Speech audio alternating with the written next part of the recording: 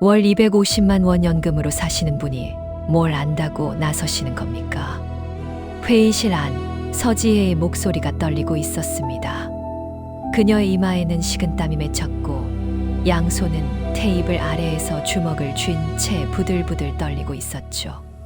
회의실 문은 반쯤 열려 있었고 복도에 선 직원들의 시선이 안으로 쏠려 있었습니다.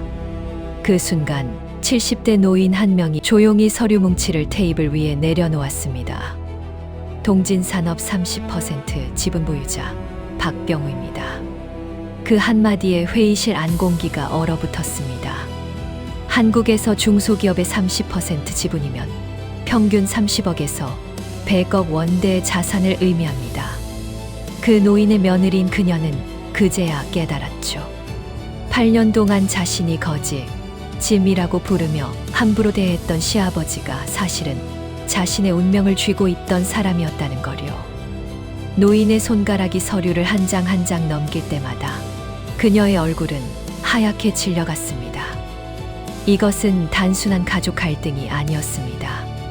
한 여자가 노인을 우습게 본 대가를, 그리고 그 노인이 얼마나 오래, 얼마나 치밀하게 준비해왔는지를 보여주는 순간이었죠.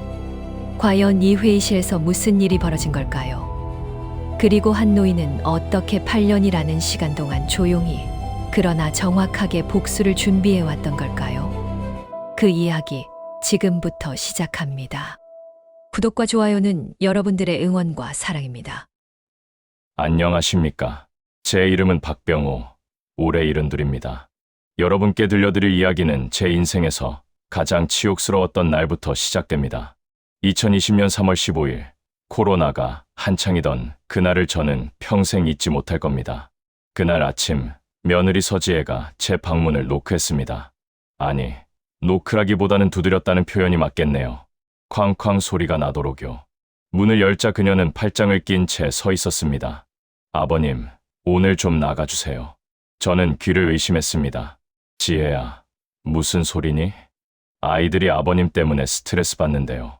애들 친구들도 할아버지가 집에 있으면 놀러 오기 싫대요. 그리고 솔직히 말씀드려서 저희도 답답해요. 이제 아버님도 독립적으로 사실 때 되지 않으셨어요? 제 가슴이 철렁 내려앉았습니다. 독립이라니요. 80평 아파트 중 제가 쓰는 공간은 고작 6평짜리 작은 방 하나였는데 말입니다. 거실에서 텔레비전 보는 것도 눈치 보이고 화장실 가는 것도 조심스러워서 항상 새벽에만 가던 제가 대체 뭘 더 독립해야 한단 말입니까? 민수는 뭐라고 하니? 민수 오빠요. 오빠는 제 의견에 동의했어요. 아버님, 연금도 250만 원씩 나오시잖아요. 원룸 하나 정도는 충분히 구하실 수 있을 거예요. 그 순간 거실에서 아들 민수가 고개를 푹 숙인 채 서 있는 게 보였습니다. 눈을 마주치지 못하고 손톱만 뜯고 있더군요. 제 아들은 한마디도 하지 못했 아내 앞에서 아버지를 지키지 못하는 나약한 모습이었죠. 저는 그날 작은 여행 가방 하나에 옷가지 몇 벌과 통장을 챙겨 그 집을 나왔습니다. 엘리베이터를 타고 1층으로 내려가면서 거울에 비친 제 얼굴을 봤어요. 주름진 얼굴, 굽은 허리, 낡은 점퍼를 입은 70 노인. 누가 봐도 불쌍해 보이는 모습이었죠. 하지만 그들은 몰랐습니다. 그날 제가 그 집에서 쫓겨난 게 아니라는 거요. 오히려 그날이 그들 인생의 종지부가 찍히는 순간이라는 걸 말입니다. 왜냐하면 며느리와 아들은 제가 평생 숨겨온 진짜 얼굴을 전혀 몰랐으니까요. 저는 그날 밤 작은 고시원 방에 짐을 풀며 결심했습니다. 더는 약한 척하지 않겠다고요. 제 존엄을 짓밟은 이들에게 제가 누구인지 똑똑히 보여주겠다고 말입니다. 그리고 그 복수는 8년 전부터 이미 시작되고 있었죠. 사람들은 저를 어떻게 봤을까요? 은퇴한 초등학교 교사, 월 250만 원 연금으로 겨우겨우 살아가는 가난한 노인. 며느리 지혜는 절 그렇게 생각했고 실제로도 그렇게 대했습니다. 명절 때 친척들 앞에서 아버님은 연금밖에 없으시잖아요 라고 말하며 웃었죠. 하지만 그건 제가 만든 가면이었습니다. 저는 세계 회사의 주요 지분을 보유한 투자자였습니다. 동진산업의 30% 지분 보유자였고 2개의 작은 광산 회사에도 투자를 하고 있었죠. 제 순자산은 대략 150억 원 정도 됩니다. 놀라셨나요? 저도 처음에는 이렇게까지 될 줄 몰랐어요. 젊었을 때 저는 초등학교 교사였지만 동시에 투자에도 관심이 많았습니다. 30대 때부터 조금씩 모은 돈으로 부동산과 주식에 투자했고 운도 따라줬죠. 특히 2000년대 초반 강남 지역 땅 몇 평을 샀던 게 10년 뒤 10배로 올랐습니다. 그 돈을 굴려서 다시 투자하고 또 굴리고 그렇게 쌓인 돈이 지금의 자산이 된 겁니다. 하지만 저는 평생 이걸 숨겼습니다. 왜냐고요? 아들 민수를 지키기 위해서였습니다. 민수는 착하지만 의지가 약한 아이예요. 돈이 있다는 걸 알면 노력하지 않을 거라고 생각했죠. 그리고 혹시나 나쁜 사람들이 우리 가족을 이용할까봐 두려웠습니다. 특히 며느리 같은 사람 말입니다. 민수가 지혜를 처음 데려왔을 때부터 저는 그녀를 조심스럽게 관찰했습니다. 겉으로는 예의 바르고 상냥해 보였지만 눈빛이 달랐어요. 뭔가를 계산하는 듯한 차가운 눈빛이었죠. 민수가 아빠, 결혼하고 싶어요 라고 말했을 때 저는 속으로 한숨을 쉬었습니다. 하지만 반대하지 않았어요. 아들이 선택한 사람이니까요. 대신 저는 더 철저하게 가난한 노인 행세를 했습니다. 아들이 결혼하면서 집을 살 때도 3억 원을 보태줬는데 지혜는 그게 제 전 재산인 줄 알았죠. 실제로는 제 자산의 1%도 안 되는 돈이었지만요. 아버님, 3억 원이나 주시면 나중에 어떻게 사세요? 지혜가 걱정하는 척 물었을 때 저는 웃으며 대답했습니다. 괜찮아. 연금으로 충분히 살 수 있어. 그 순간 지혜의 눈빛이 변했어요. 아, 이 사람은 정말 돈이 없구나. 이제 신경 쓸 필요 없겠네. 하는 표정이었죠. 그때부터 지혜는 점점 본색을 드러내기 시작했습니다. 과소평가받는다는 게 나쁜 것만은 아닙니다. 오히려 저를 지켜주는 방패가 되기도 하니까요. 지혜가 저를 우습게 볼수록 저는 더 조용히 그녀의 본성을 관찰할 수 있었습니다. 시간이 지나며 며느리 지혜는 점점 더 노골적으로 변했습니다. 처음 1년은 그래도 겉으로나마 예의를 지켰어요. 하지만 2년 차부터는 달랐습니다. 아버님, 손주들 학원비 때문에 빠듯한데 좀 도와주실 수 있으세요? 아버님, 제가 승진하려면 영어 학원을 다녀야 하는데 돈이 좀 필요해요. 아버님, 요즘 물가가 얼마나 비싼데요. 10이라도 좀 보태주시면 안 돼요? 저는 매번 통장에서 50만 원, 100만 원씩 빼서 줬습니다. 제 연금의 절반을 그렇게 썼죠. 하지만 감사하다는 말은 한 번도 듣지 못했어요. 당연하다는 듯이 받고 어떨 때는 이것밖에 안 돼요? 라는 말까지 들었습니다. 그리고 3년 차가 되었을 때 지혜는 드디어 가면을 완전히 벗었습니다. 손주 지우가 5살 때였어요.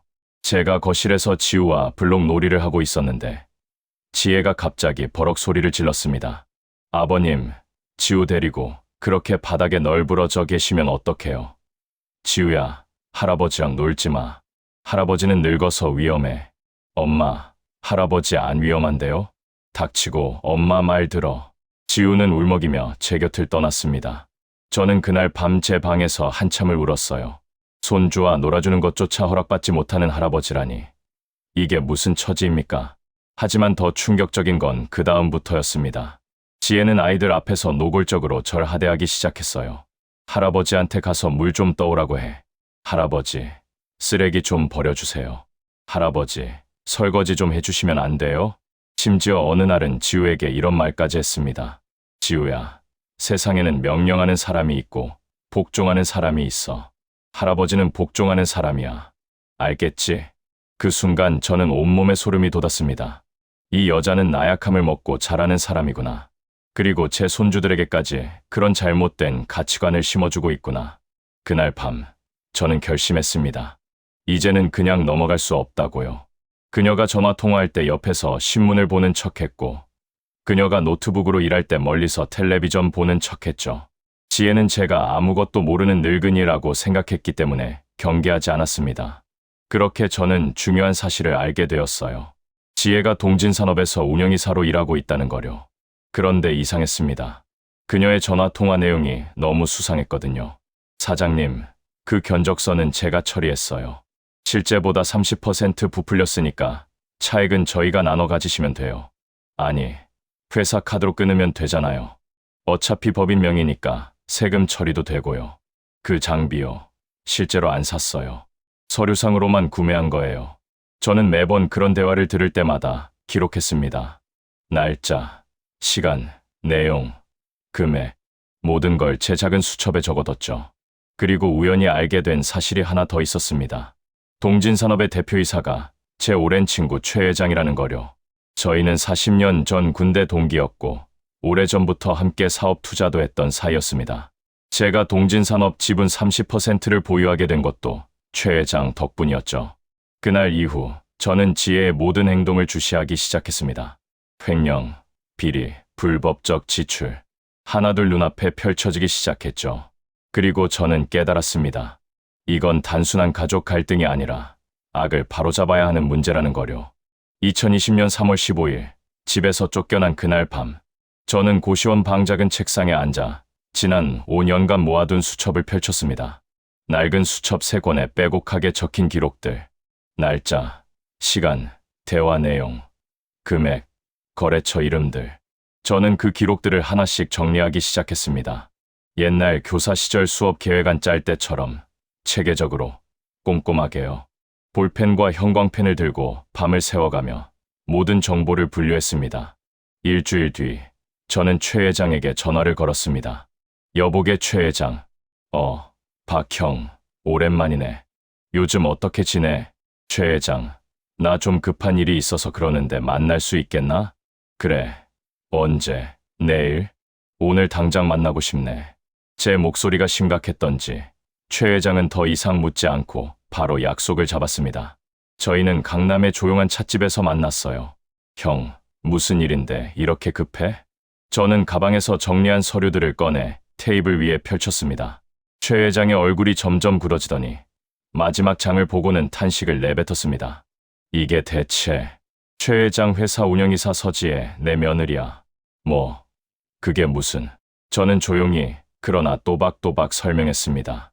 지혜가 5년간 저지른 일들, 가짜 장비 구매 계약서, 부풀린 견적서, 허위 컨설팅 비용, 회사 카드로 한 개인적 소비들, 모든 증거가 제 손에 있었죠.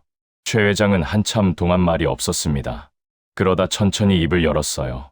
형님, 이건 최소 3억에서 4억 원대 횡령입니다. 배임죄, 사기죄까지 적용될 수 있어요. 알아. 그런데 왜 지금까지 참으셨습니까? 증거를 모으고 있었네. 그리고 며느리가 얼마나 더 깊이 빠질지 보고 싶었어. 최 회장은 고개를 끄덕였습니다. 그는 제 심정을 이해하는 듯했죠. 형님이 필요하신 거 있으면 뭐든 말씀하세요. 자료가 필요해. 공식적인 회사 자료들 말이야. 계약서 원본, 결제 서류, 지출 내역서. 내가 가진 건 개인적으로 모은 것들 뿐이거든. 알겠습니다. 이틀 안에 모두 준비하겠습니다. 그날 밤, 저는 고시원 방으로 돌아와 작은 테이블에 앉았습니다. 그리고 지난 8년을 떠올렸어요.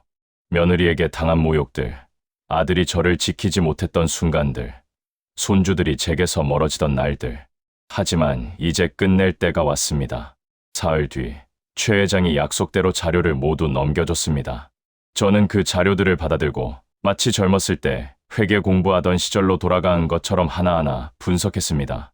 숫자가 맞지 않는 곳, 날짜가 조작된 곳, 존재하지 않는 업체 이름들. 결과는 충격적이었습니다. 2018년부터 2020년까지 딱 2년간 지혜가 횡령한 금액은 정확히 3억 9천만 원이었습니다. 그것도 동진산업 이름을 담보로 한 개인 대출까지 포함하면요. 세부 내역은 이랬습니다. 허위 컨설팅 비용 1억 2천만 원, 가짜 장비 구매 계약 1억 5천만 원, 부풀린 견적서를 통한 차액 착복 7천만 원, 회사 카드 개인 사용 5천만 원. 며느리는 회사만 훔친 게 아니었습니다. 제 아들의 미래를, 손주들의 삶을, 그리고 한 가정의 신뢰를 모두 훔쳐가며 살고 있었던 겁니다. 저는 서두르지 않았습니다. 복수란 음미하는 법이니까요. 감정적으로 움직이면 실수하게 되죠. 저는 차분하게, 그러나 치밀하게 계획을 세웠습니다. 첫 번째 단계는 심리전이었습니다. 지혜에게 직접적으로 다가가지 않고 주변부터 흔들기 시작했죠. 최 회장이 회사 직원들에게 조용히 제 정체를 알렸습니다. 동진산업 30% 지분 보유자 박병호. 그 소식은 빠르게 퍼져나갔어요. 지혜가 회사에 출근하면 동료들의 시선이 달라졌습니다. 이상하게 조심스러워하고 어떤 사람들은 힐끔힐끔 쳐다보기도 했죠. 지혜는 불안해지기 시작했어요. 저는 일부러 며느리 앞에 몇 번 나타났습니다. 우연을 가장해서요? 동진산업 건물 근처 카페에서, 회사 정문 앞 버스 정류장에서 지혜가 저를 발견할 때마다 얼굴이 하얗게 질리는 게 보였습니다. 아버님, 여기는 왜? 지혜야, 여기 좋은 카페가 있다고 해서 왔네. 그런데 이 근처가 내 회사였구나. 지혜는 뭔가 눈치챈 듯 했지만 확신할 수 없었죠. 단지 우연일 수도 있고, 아니면 정말로 뭔가 알고 있을 수도 있고, 그 불확실성이 그녀를 점점 더 불안하게 만들었습니다. 그리고 저는 아들 민수에게 전화를 걸었어요. 민수야, 요즘 어떻게 지내니? 아버지 죄송해요. 제가 그때, 괜찮아. 나는 잘 지내고 있어. 그런데 민수야, 혹시 아버지가 광산 회사에 투자한 거 알고 있었니? 네. 무슨 광산 회사요? 아무것도 아니야. 그냥 최근에 좀 수익이 좋아서 말이지. 저는 일부러 애매하게 말하고 끊었습니다. 민수는 분명 지혜에게 그 이야기를 전했을 거예요. 그리고 지혜는 더욱 혼란스러워졌겠죠. 지아버지가 광산 회사에 투자를 했다고? 그럼 돈이 있다는 건가? 얼마나? 밤마다 지혜는 잠을 설쳤을 겁니다. 회사에서는 동료들의 이상한 시선, 집에서는 시아버지에 대한 불안, 모든 게 그녀를 조여오기 시작했죠. 상대가 가장 두려워하는 건 진실 그 자체가 아닙니다. 진실이 어디까지 드러났는지 모르는 공포죠. 저는 그걸 잘 알고 있었습니다. 사건의 절정은 2020년 5월 18일 월요일 오후 2시였습니다. 저는 정장을 차려입고 동진산업 본사로 향했어요. 최 회장이 이미 준비를 마쳐놓았습니다. 지혜가 회사 복도를 걷고 있을 때 최 회장이 제 옆에 서서 큰 소리로 말했습니다. 박병호 선생님, 이쪽으로 오시죠. 회의실을 준비했습니다. 복도에 있던 직원들이 모두 돌아봤어요. 박병호? 그 이름을 들은 지혜의 얼굴이 순식간에 하얗게 변했습니다. 주요 주주 박병호 선생님을 모시고 중요한 회의를 하겠습니다. 서 이사님도 참석하시죠. 최 회장의 목소리는 차갑고 단호했습니다. 지혜는 다리가 후들거리는 듯 비틀거리면서도 회의실로 따라왔어요. 회의실 문은 일부러 반쯤 열어놓았습니다. 복도의 모든 직원들이 볼 수 있게요. 이건 단순한 회의가 아니라 공개 처형이니까요. 저는 조용히 가방에서 서류 뭉치를 꺼내 테이블 위에 내려놓았습니다. 지혜의 눈이 그 서류들을 보는 순간 흔들렸어요. 지혜야, 제가 처음으로 그녀의 이름을 불렀을 때 그녀는 놀란 듯 고개를 들었습니다. 8년 동안 나를 어떻게 대했는지 기억하나? 아버님, 거지, 짐, 쓸모없는 늙은이. 그게 네가 나한테 했던 말들이지. 그건 제가 잘못했어요. 2018년 5월 15일 가짜 장비 구매 계약서. 윤성기계라는 업체. 그런데 이상하지? 윤성기계는 2017년에 폐업했거든. 지혜의 입술이 파르르 떨렸습니다. 2019년 3월 23일 허위 컨설팅 비용 청구. 김미래 컨설턴트. 근데 김미래라는 사람, 네 대학 동기더구나. 실제로는 컨설팅 같은 거 안 했지. 아버님, 제발. 2020년 8월 7일 회사 명의로 개인 대출 2,500만 원. 그 돈으로 네가 명품 가방 샀지. 저는 서류를 한 장 한 장 넘기며 모든 증거를 제시했습니다. 8년 동안 제가 참아왔던 모든 모욕과 그녀가 저질러온 모든 범죄, 그 모든 게 그 서류 안에 담겨 있었죠. 복도에 서 있던 직원들이 회의실 안을 힐끔힐끔 쳐다봤습니다. 소문은 빠르게 퍼져나갈 거예요. 서지혜 운영이사가 대주주한테 걸렸다고. 지혜는 결국 의자에 무너져 앉았습니다. 얼굴에는 눈물이 흘렀지만 그건 뉘우침의 눈물이 아니었어요. 들킨 것에 대한 두려움의 눈물이었죠. 총 횡령금액 3억 9천만 원. 배임죄, 사기죄, 횡령죄. 지혜야, 네가 무슨 짓을 한 건지 이제 알겠니? 아버님, 제발 용서해 주세요. 제가 미쳤었어요. 다 갚을게요. 제발. 하지만 이미 늦었어요. 최 회장이 차갑게 말했습니다. 서 이사, 정당한 사유에 의한 즉시 해고 통보합니다. 그리고 변제 계약서에 서명하세요. 3억 9천만 원, 5년 분할 상환. 이자는 연 12%. 그리고 우리는 이 사실을 업계에 공유할 겁니다. 앞으로 어떤 회사도 당신을 채용하지 않을 거예요. 그날 지혜의 삶은 완전히 무너졌습니다. 그날 밤, 지혜는 집으로 돌아가 아들 민수에게 모든 걸 털어놓았다고 합니다. 횡령한 돈, 아버지의 진짜 정체, 회사에서 해고당한 것까지. 민수는 그날 밤 저에게 전화를 걸어왔어요. 아버지, 목소리가 떨리고 있었습니다. 울고 있는 게 느껴졌죠. 아버지, 제가 몰랐어요. 지혜가 그런 짓을 했는지. 알아. 그런데 아버지는 왜 진작 말씀 안 하셨어요? 왜 3억 9천만 원이나 횡령하도록 내버려 두신 거예요? 민수야, 너가 직접 눈으로 봐야 했어. 네 아내가 어떤 사람인지 말이야. 전화기 너머로 아들의 흐느끼는 소리가 들렸습니다. 아버지, 저는 어떻게 해야 돼요? 지혜는 제 아내고 지우랑 준서 엄마예요. 그런데 이런 짓을 했다니? 그건 너가 결정할 일이야. 나는 네 아버지로서 해야 할 일을 했을 뿐이야. 그날 이후 3개월 동안 저희 부자는 말 한마디 하지 않았습니다. 민수는 혼란스러워했어요. 아내를 미워해야 하는지, 아버지를 원망해야 하는지, 자신을 책망해야 하는지 알 수 없었겠죠. 하지만 그 기간 동안 지혜의 삶은 말 그대로 나락으로 떨어졌습니다. 회사에서 해고된 건 시작에 불과했어요. 업계에 소문이 퍼지면서 그녀는 어떤 회사에서도 채용되지 못했습니다. 이력서를 넣으면 며칠 뒤 죄송합니다라는 답변만 돌아왔죠. 변제금 3억 9천만 원을 갚기 위해 집을 팔아야 했습니다. 80평 강남 아파트는 강제 매각됐고 가족은 작은 전세집으로 이사했어요. 아이들은 사립학교에서 공립학교로 전학을 갔습니다. 지우가 어느 날 울면서 민수에게 물었대요. 아빠, 우리 왜 이사했어? 내 친구들 다 강남에 있는데? 민수는 아무 대답도 할 수 없었다고 합니다. 그리고 결정적인 사건이 터졌습니다. 지혜의 불륜이었어요. 알고 보니 그녀는 회사 다닐 때부터 다른 남자와 관계를 맺고 있었습니다. 돈이 많은 사업가였죠. 하지만 지혜가 망하자 그 남자는 바로 연락을 끊어버렸대요. 민수는 그 사실을 알게 되었을 때 완전히 무너졌습니다. 아내가 단순히 횡령만 한 게 아니라 가정도 배신했다는 걸 알게 된 거죠. 그제야 민수는 지혜의 진짜 모습을 완전히 깨달았습니다. 그녀는 처음부터 돈과 지위만 쫓던 사람이었다는 거요. 사랑, 가족, 그런 건 그녀에게 중요하지 않았던 겁니다. 4년 뒤인 2024년, 민수는 결국 이혼을 결심했습니다. 법정에서 지혜는 양육권도 포기했어요. 아이들을 키울 능력도 의지도 없었던 거죠. 그리고 민수는 제게 찾아왔습니다.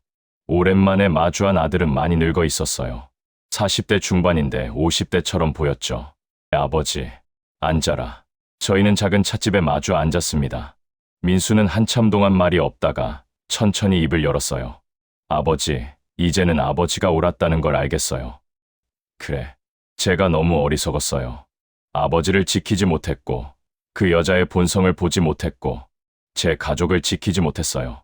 민수야, 넌 나쁜 사람이 아니야. 단지 약했을 뿐이지. 이제는 강해지고 싶어요. 아이들한테 부끄럽지 않은 아버지가 되고 싶어요.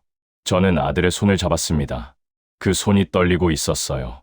민수야, 이제부터라도 제대로 살면 돼. 아버지가 도와줄게. 그날 이후 저희 부자 관계는 서서히 회복되기 시작했습니다. 그리고 지우와 준서도 제 곁으로 돌아왔죠. 돈이 많고 적음보다는 할아버지가 다시 곁에 있다는 게 더 기뻤죠. 72세가 된 지금, 저는 손주들과 함께 살고 있습니다. 민수도 새로운 일을 시작했고, 조금씩 삶을 회복해가고 있어요.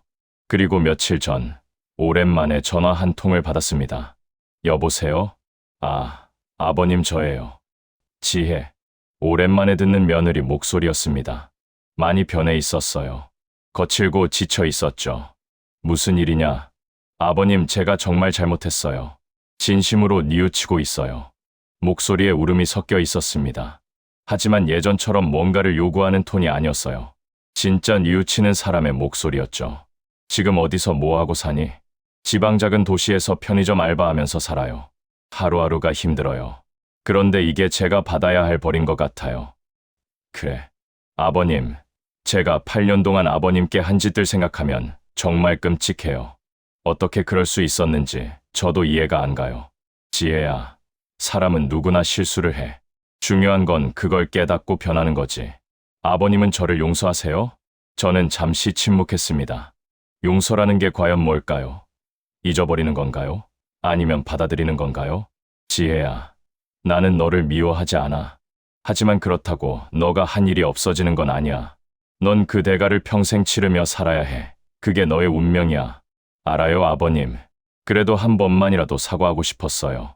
정말 죄송합니다. 전화를 끊고 저는 한참 동안 창밖을 바라봤습니다. 복수는 끝났지만 이게 정말 제가 원했던 결말인가 하는 생각이 들었어요. 하지만 이내 고개를 가로저었습니다. 저는 제 존엄을 지킨 겁니다.